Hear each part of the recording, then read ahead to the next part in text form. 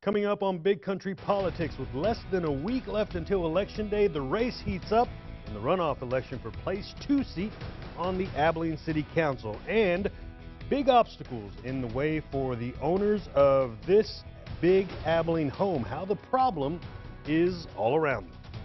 And now, from your local election headquarters, the only locally produced political talk show discussing the issues that matter to you. This is Big Country Politics on KTAB. Thanks for being here for this week's edition of Big Country Politics. I'm Victor Sotelo. Let's get straight into the political headlines across the nation's state and the Big Country. Early voting for Abilene's City Council runoff election is officially underway. Voters will decide if incumbent Bruce Kreitler will keep his Place 2 seat or on the council, or his opponent Jack Rentz will move into the role. During the May municipal election, Rentz received 38% of the votes. Kreitler with 35%. A candidate must earn more than 50% of the vote to win. We spoke with McMurray political science professor who breaks down this runoff election for us from your KTAB, your local elections headquarters. While many are enjoying the start of summer break, there are two men busy at work. Well, as a candidate, your first job is to motivate your volunteers, your help, and say, we did it once, we got to do it again. Incumbent Bruce Kreitler and his opponent, Jack Rentz, are back for round two. Jack Rentz has to remind people that they haven't won yet, and Bruce Kreitler has to remind people they haven't lost yet. And getting those voters out during the summer, Dr. Paul Fabrizio says, can be a challenge. I voted this morning. It took like 30 seconds. It's so quick, so easy to do, but it's so easy to forget about it. It's why he feels both Kreitler and Rentz are ramping it up when it comes to campaigning. Both campaigns are charged up again.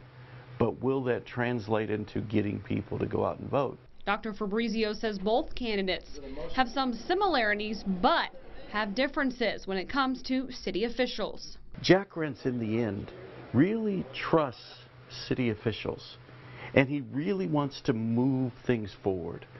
Bruce Kreitler, in the end, really has questions for city officials. And while he wants to move us, he says, no, we need to think about how we're doing things and how much things are going to cost. And it's not that Jack Rentz isn't concerned about cost or process, but he is more focused on just getting stuff done. Bruce Kreitler still is concerned about the process of getting things done. And a big factor in this runoff election, who will former candidate Alex Russell's supporters vote for? What are they going to do? Because they conceivably could be the difference on who will take Place 2 come June 16th. All right, thank you, Stacy. And early voting ends this Tuesday, June 12th. And for a full list of polling locations, visit the KTAB website at homepage.com. All right, keeping an eye on Texas for you, Governor Greg Abbott says the state is working every day to be ready for another hurricane season. Abbott joined the President, Department of Homeland Security, FEMA, and other governors Wednesday to talk about hurricane preparedness. This comes after a devastating 2017 with Hurricane Harvey and other natural disasters across the country. One area of focus was how FEMA can better respond if there's another storm as big as Hurricane Harvey that hit Texas. They will have FEMA staff pre-deployed to the state of Texas in the event that it looks like a storm will be heading our way. Abbott says state emergency officials are also working with local governments to coordinate areas that Texans can evacuate to during disasters, as well as communication plans. Okay, keeping an eye on the Lone Star State, a Texas congressman is fighting to make sure all veterans get life-saving organ transplants they need without having to cut through red tape. Army veteran Charles Nelson needed a second kidney transplant 2 years ago and learned his son was a match. They wanted the procedure done at a community facility, but the VA wouldn't cover it because his son wasn't a veteran. Congressman John Carter's proposal would change this policy. It was added to a larger bill the president signed into law on Wednesday morning. When I heard this story, I thought that was crazy. I mean, I don't know a whole lot about transplants, but I know enough to know that if you can get one from somebody that is directly related to you, you have a whole lot better chance of survival. And Congressman Carter says funding for this coverage will come through the appropriations package. All right, back over to Abilene. Working his way up through the ranks, a 26-year veteran of the Abilene Fire Department is now the chief. Candy Flores has been with the fire department for 26 years and previously served as the deputy fire chief. Flores began his position as fire chief on June 1st after former fire chief Larry Bell retired from the department. Flores says he never imagined being named chief, but is looking forward to growing the department and leading his team of almost 180 firefighters. As a deputy chief, I've helped shape this department. As a fire chief, I hope to bring us even farther forward. We have a lot of plans going forward. We're looking at expansion. We're looking at new technologies. We're looking at becoming even stronger as a department. Congratulations to Chief Flores. Flores is the first Hispanic to serve as Abilene Fire Chief.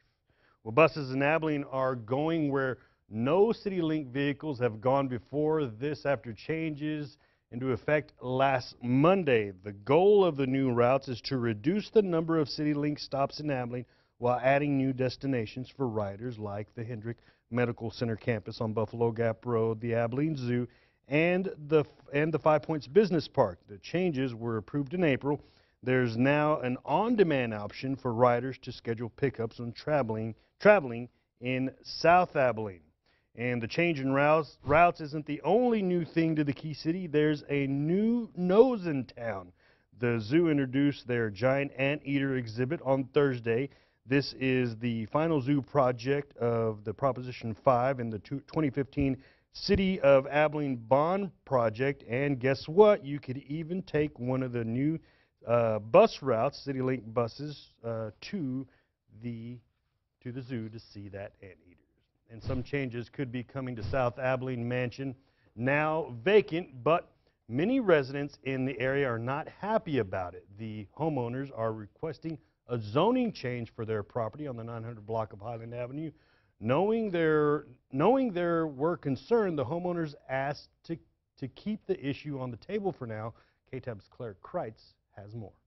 This home deserves to be a family home with children running through it and loving it. Known either as the Fulweiler House or the Schultz House. It has a tradition of having families that have wonderful children here. It has a rich history with lots of memories. It had a trampoline in the backyard. We used to go jumping on it.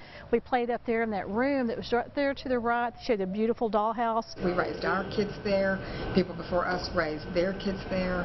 That house has had many children grow up in it, and that's what it needs to be. But the new owners of the home want to move in a law office and use the spare rooms to stay during the weekends. To do this, however, they would have to rezone the property. I was shocked. Absolutely floored. Proposing the property be rezoned to mixed-use zoning, neighbors have their concerns. When it's your business, I don't think you're as interested in the founding fathers of Abilene and how they planned the neighborhood to be. So we'd just really rather it be a home. Changing this house to mixed zoning would change basically the heart of this neighborhood, which is not what anybody here wants to do. The homeowners say they want the most restrictive zoning possible for the house and want to work together with neighbors to figure out the best way for this property to be restored. They also say they would not want to do anything that would negatively affect the community. In Abilene, with coverage you can count on, Claire Kreitz, KTAB News.